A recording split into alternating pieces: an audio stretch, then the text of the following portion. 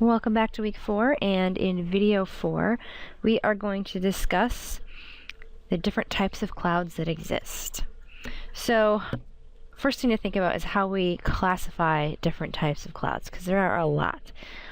We classify them by shape, altitude, and if they're producing precipitation. So shape, we have two main shapes. We have cumuliform, which are kind of tall and puffy, and stratiform, thin and flat.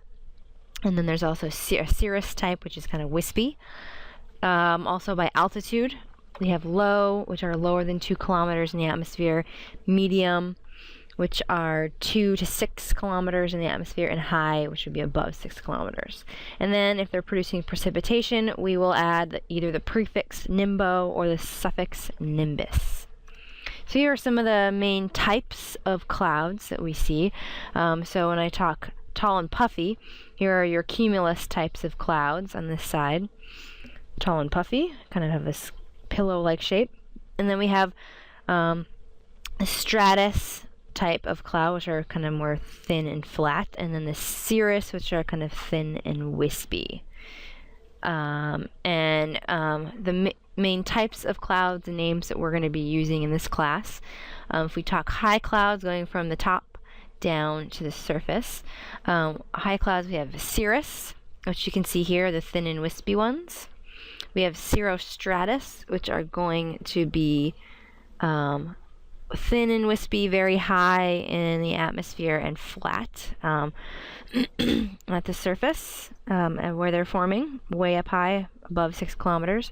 Then we have what are called cirrocumulus, which might have that kind of thin, wispy appearance, still very high in the atmosphere, but might have kind of a popcorny look to them, kind of a little bit puffy. Middle clouds, here you can see the ones in orange. We have altostratus, so ones that are high and flat. We have altocumulus, that are going to be flat, but also might have a little bit of a puffy look to them. There's also low clouds, so down here in the green area, these are going to be just plain old stratus. That should be up in the middle clouds. So low clouds, we're going to have some cumulus, little puffy ones. You might have some stratocumulus that are going to be thin and flat, but also maybe a little bit puffy, also low in the atmosphere. Fog is an example. And then clouds that have vertical development include cumulus and cumulonimbus. So some of these can stretch over 2 to 3 of these different elevation zones. So here's a more close-up view of these different types of clouds. Here's the cumulonimbus that stretches through all 3 zones.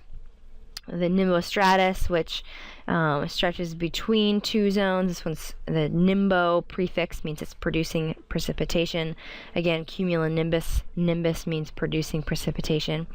We have some stratus on the surface here, some stratocumulus that are flat with a little bit of puff to them. Cumulus, small puffy.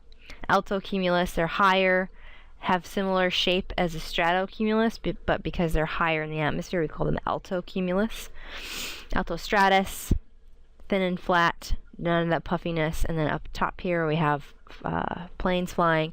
We have the cirrus clouds that are the thin, wispy, and really high up into the atmosphere. So some pictures of what some of these might look like. Here's some photographs of some high clouds. You can see how thin and wispy these look in the atmosphere. This would be one of those cirrostratus that kind of have the puffy look.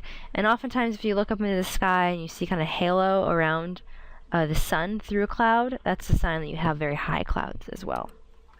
Middle clouds, these are a little bit lower.